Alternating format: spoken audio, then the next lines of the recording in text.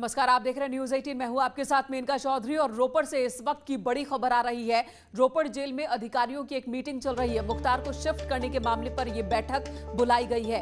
रोपड़ jail के jailer इस वक्त इस मीटिंग की अध्यक्षता कर रहे हैं। रोपड़ जेल के बाहर सुरक्षा बढ़ा दी गई है। थोड़ी देर में मेडिकल की टीम भी पहुंचने वाली है। यहाँ पर थोड़ी देर में मुख्तार की मेडिकल जांच होगी। हम आपको बता दें, लगातार खबर आपको दे रहे हैं कि मुख्तार अंसारी को लेने के लिए उत्तर प्रदेश से पुलिस की एक टीम रवाना हो चुकी है रोपड़ के लिए। किन किन रूट से लाया जा सकता है मुख्तार अंसारी को, 3 रूट के बारे में भी लगातार आपको जानकारी दे रहे हैं। और इसी बीच जो खबर इस वक्त रोपड़ से आ रही है कि यहां पर अधिकारियों की मीटिंग चल रही है। अमित गंजू हमारे सहयोगी इस वक्त हमारे साथ रोपड़ जेल के बाहर से मौजूद है। अमित, वहां पर मीटिंग चल रही है, इस वक्त हाई लेवल मीटिंग चल रही है, साथ ही मेडिकल टीम क्या पहुंच चुकी है?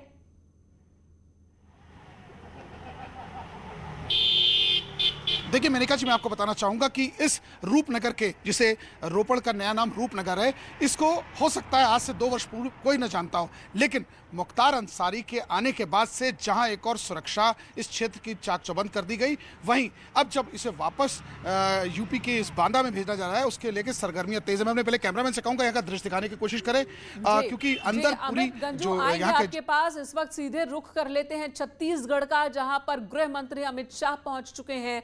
शहीदों को श्रद्धांजलि दे रहे हैं गृह मंत्री अमित शाह। 22 से ज्यादा जवान शहीद हुए नक्सल हमले में छत्तीसगढ़ के सुकमा में, और यहां पर शहीदों को श्रद्धांजलि देने के लिए गृह मंत्री अमित शाह पहुंचे हैं। सीएम भूपेश बघेल भी उनके साथ मौजूद। सीएम यहां पर 3 जगहों पर जाएंगे, उस जगह पर भी जाएंगे जहां पर बताया जा रहा है कि नक्सलियों ने अटैक किया था, और अलग अलग हॉस्पिटल्स जहां पर घायल जवानों को रखा गया है, उनसे भी मुलाकात करेंगे गृह मंत्री अमित शाह।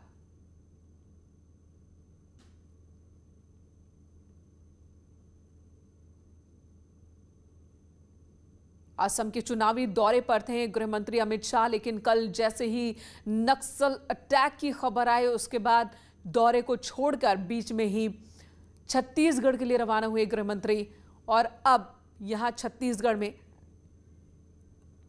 शहीद जवानों को श्रद्धांजलि देने पहुंचे हैं।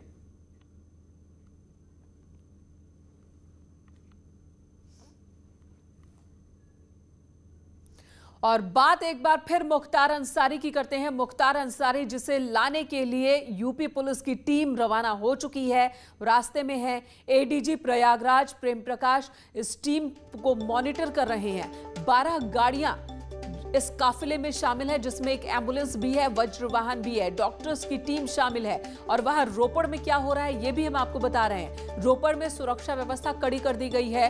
रोपड़ जेल के बाहर अंदर मीटिंग चल रही है। डॉक्टर्स की टीम थोड़ी देर में पहुंचने वाली है। अमित गंजू हमारे सहयोगी इस वक्त हमारे साथ मौजूद है। अमित, आप बता रहे थे कि किस तरह की हलचल रोपड़ जेल के अंदर और बाहर।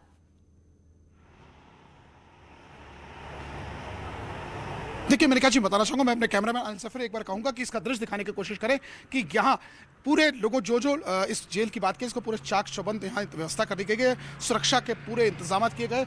अगर एक बार राइट हैंड साइड कैमरा को करने की कोशिश करेंगे तो देखा जाए कि यहाँ पूरे रूट्स पे आगे लिमिटेड उन्हीं वाहनों के प्रवेश है जिनको यहाँ से जो लोकलाइट्स है या निकल सकते हैं। हर व्यक्ति का वाहन नहीं निकलेगा। अगर हम जेल के अंदर की बात करें तो यहाँ जेलर दिलजीत यहाँ बैठक ले रहे हैं, डिप्टी जेलर उनके साथ मौजूद है, उनके साथ अपनी टीम के मेंबर्स मौजूद हैं। 5 लोग जो हमारे सूत्र बता रहे हैं, 5 लोगों के साथ बैठक चल रही है, क्योंकि यहाँ जो मेडिकल के कागज हैं अब एक बार फिर से पूरे तैयार, जिसमें एक पल्मोनोलॉजी का डॉक्टर है, जिसमें एक कार्डियो का डॉक्टर है, जिसमें एक न्यूरो का डॉक्टर है। इन 3 डॉक्टर सबसे कुछ देर में यहाँ पहुंचने वाले हैं, क्योंकि एक फाइनल टच जिसे कहा जाता है, क्योंकि किसी भी कैदी को अगर शिफ्ट किया जाए तो उसके बाद अगर उसके कुछ मेडिकल इश्यूज होते हैं तो वो उस जेल की रिस्पॉन्सिबिलिटी होती है कि उसके मेडिकल इश्यूज को कैसे उसका ग्राफ तैयार किया जाए, उसकी पूरी मेडिकल हिस्ट्री बनाई जाए, उसके क्या पल्मोनोलॉजी की शिकायत है, उसके लीवर रीनल क्या प्रॉब्लम्स हैं, उसको ऑर्थो का क्या प्रॉब्लम है, उसको न्यूरो का क्या प्रॉब्लम है, उसको चेस्ट में कोई इन्फेक्शन तो नहीं, यानी सारी मेडिकल सर्टिफिकेट जो यहाँ के डॉक्टर्स होते हैं पूरा तैयार करेंगे और उसके देंगे। मैं अपने कैमरामैन से कहूँगा, देखिए पुलिस के जो अधिकारी हैं पूरे एक चप्पे चप्पे में नजर बनाए हुए हैं। आप देख सकते हैं कि ये पुलिस के ऑफिसर है। ये भी जानना चाहते हैं, पंजाब पुलिस और पंजाब के जो डॉक्टर्स की टीम है वो मेडिकल जांच करेगी, अपनी रिपोर्ट बनाएगी। क्या यूपी से जो डॉक्टर्स की टीम जा रही है वो भी जाकर फिर मेडिकल जांच करेंगे, या जो रिपोर्ट पंजाब के डॉक्टर्स देंगे उसी रिपोर्ट को आधार मानकर और फिर मुख्तार अंसारी को लाया जाएगा, या फिर से ये टीम भी मेडिकल जांच करवाएगी? देखिए मेनका जी, बड़ा अहम सवाल आपने पूछा जो हमारे करोड़ों दर्शक भी जानना चाहेंगे कि आखिर इसकी वास्तविकता क्या। जितना मुझे जानकारी है या जितना यहाँ की सूत्रों के माध्यम से मालूम चला कि इनकी पूरी एक मेडिकल टीम ने पूरे अपने पेपर्स को तैयार किया, क्योंकि कहीं ना कहीं जिस प्रकार बताया था कमर में कोई चोट है, कमर में कोई दिक्कत है, जिस प्रकार व्हील चेयर पर चलने की बात सामने आई, हाइपरटेंशन की बात सामने आई, कहीं ना कहीं फास्टिंग शुगर की बात उनकी सामने आई कि फास्टिंग शुगर में भी कुछ दिक्कत आ रही है, तो कहीं ना कहीं कुछ मेडिकल इशूज सामने आ रहे हैं। जो बांदा से टीम चली है उसमें डॉक्टर त्रिपाठी मौजूद है, उनके साथ और 2 डॉक्टर्स मौजूद हैं, उनके साथ टेक्निकल स्टाफ मौजूद है एम्बुलेंस में, जो उनके साथ जो वेंटिलेटर की मशीन है या ऑक्सीजन की मशीन, तमाम चीज़ों के लिए आता है। कोई भी पेशेंट ऑब्लिक जो प्रिजन में बंद है या कैदी बंद है, उसको अगर मेडिकल इश्यूज पे हैंड ओवर किया जाता है तो निश्चित तौर पर उन पेपर्स को चेक किया जाएगा, और यहाँ के डॉक्टर्स, जो यूपी के डॉक्टर्स यहाँ आपसे आज देर शाम तक या देर रात तक पहुंचेंगे तो वो भी उसे एग्जामिन करेंगे। लेकिन यहाँ की अगर बात की जाए तो यहाँ के सारे मेडिकल पेपर तैयार कर दिए गए। अब एक फाइनल टच देना बाकी है कि आखिर उनको कैसे हैंड ओवर किया जाए, क्या क्या रिपोर्ट दिखाई जाए। इनकी सीटी स्कैन की एक रिपोर्ट है, एक एमआरआई की रिपोर्ट है। इस वक्त आप बने रहे हमारे साथ। और रूट की जहां तक बात हुई है तो कौन कौन से रूट हैं जिस रूट से लाया जा सकता है मुख्तार को? तीसरा रूट क्या बताएंगे आपको, लेकिन उस बीच ये बड़ी खबर, एडीजी प्रयागराज प्रेम प्रकाश की टीम रवाना हो गई है। प्रेम प्रकाश इस टीम को मॉनिटर कर रहे हैं। 12 वाहनों का जो काफिला है वो रास्ते में है, जिसमें एम्बुलेंस और वज्र वाहन भी शामिल है। डॉक्टर्स की एक टीम मौजूद है, पीएससी के जवानों की टीम के साथ एक डीएसपी और 12 सब इंस्पेक्टर इस टीम का हिस्सा हैं। पुलिस टीम में करीब 100 पुलिसकर्मी हैं। पंजाब के रोपड़ से बांदा लाया जाएगा मुख्तार अंसारी, और उसके लिए ये भारी भरकम काफिला इस वक्त रास्ते में मौजूद है। शंकर आनंद इस वक्त हमारे साथ मौजूद है। शंकर, क्या इससे पहले आपने देखा कि किसी अपराधी को, किसी आरोपी को लाने के लिए इतना बड़ा लाव लश्कर, इतना बड़ा काफिला पुलिस की टीम ले गई हो कहीं?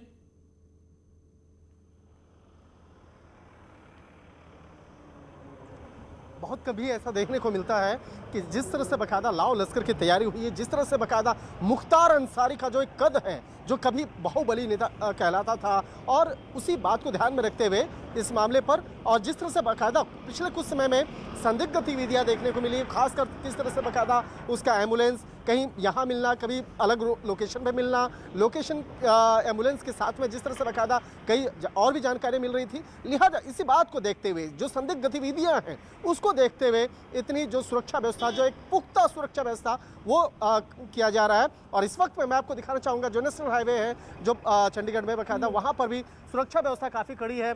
जो पंजाब पुलिस है, पंजाब पुलिस के जवान जो है अलग अलग चौराहे पर, नाके पर बकायदा वहाँ पे मुस्तैद हैं, और जिन रास्तों से होकर मुख्तार अंसारी को या चंडीगढ़ होते हुए उसके बाद उत्तर प्रदेश लेके जाएंगे, तो उन तमाम रास्तों पर बाकायदा सुरक्षा व्यवस्था काफ़ी चाक चौबंद है। और वहाँ पर तमाम जो सुरक्षा व्यवस्था जो है उसको काफ़ी मजबूत किया गया है। और एक तरह से कहा जा सकता है कि पंजाब पुलिस जो तमाम सुरक्षा व्यवस्था को पंजाब के अंदर में, जब तक वो मुख्तार अंसारी पंजाब के से निकल नहीं जाते हैं, तब तक पंजाब पुलिस चप्पे चप्पे पर नजर आ रही है। रूपनगर यानी कि रोपड़ की सड़कों पर आप दिखा भी रहे हैं, लेकिन इसी पंजाब पुलिस से ये सवाल भी होना चाहिए कि उनकी मौजूदगी में वो एम्बुलेंस जिसमें मुख्तार अंसारी घूम रहा था, जिसमें उसको कोर्ट में ले जाया गया, वो सुनसान जगह पर कैसे पहुंच गई, वो हाईवे पर कैसे पहुंच गई, लावारिस हालत में कैसे पहुंच गई? इस सवाल का जवाब भी पंजाब पुलिस को देना चाहिए। आप बने रहे हमारे साथ। चलिए रूट की बात कर लेते हैं। 3 रूट जो संभावित रूट बताए जा रहे हैं, आपको क्या लग रहा है? वहां पर पुलिस के लोगों से आपकी बातचीत हुई होगी, कौन सा रूट सबसे ज्यादा मुफीद लगता है? किस रास्ते से उसको रोपड़ से बांदा तक लाया जा सकता है?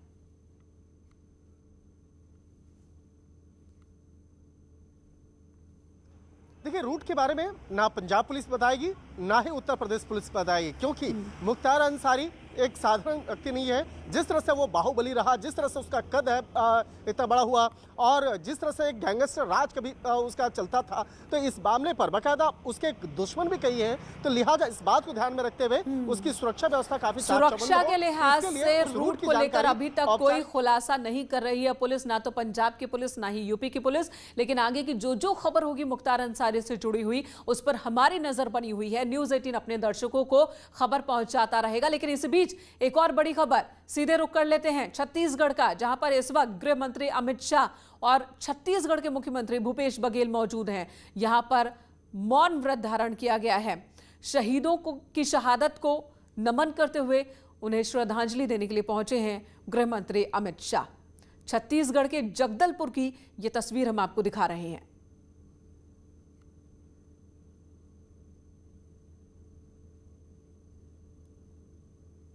नक्सली हमले में देश ने 22 जवानों को खो दिया। 22 जवानों ने अपनी शहादत दी है, जिसमें 2 उत्तर प्रदेश से भी हैं जो शहीद हुए नक्सली हमले में। बताया यह जा रहा है कि सुकमा के जंगलों में 350 के करीब नक्सली मौजूद थे और एक बहुत ही महत्वपूर्ण ऑपरेशन पर हमारे सुरक्षाकर्मी निकले थे। सीआरपीएफ के जवान, स्थानीय पुलिस, और वो पुलिस भी शामिल थी इस ऑपरेशन में जो नक्सली से कन्वर्ट हुए थे, जिन्होंने पुलिस के सपोर्ट करने की बात कही थी और उस टीम पर हमला नक्सली कर देते हैं और उस हमले में 22 से ज्यादा जवान शहीद हुए हमारे। उन्हें श्रद्धांजलि देने के लिए गृह मंत्री पहुंचे हैं छत्तीसगढ़ और जगदलपुर की यह तस्वीर। उन अस्पतालों में भी जाएंगे गृह मंत्री अमित शाह जहां पर घायल जवानों को रखा गया है। उनसे हालचाल लेंगे और किस तरह से यह हमला हुआ था, कहां पर चूक हो गई, इस मसले पर अधिकारियों के साथ भी मीटिंग करने वाले हैं गृह मंत्री। आखिर इतने बड़े ऑपरेशन में चूक कहां हुई, नक्सली कैसे कामयाब हो पाए हमला करने में, और क्या बेहतर किया जा सकता था इस ऑपरेशन को। खबर यह भी है कि बड़ी संख्या में नक्सली भी ढेर किए गए हैं। हमारे जवानों ने बड़ी संख्या में नक्सलियों को मार गिराया है, लेकिन इस ऑपरेशन को कामयाब और कैसे बनाया जा सकता था, इस पर भी आज एक मीटिंग करने वाले हैं गृह मंत्री अमित शाह। और उससे पहले श्रद्धांजलि दी जा रही है शहीद जवानों को।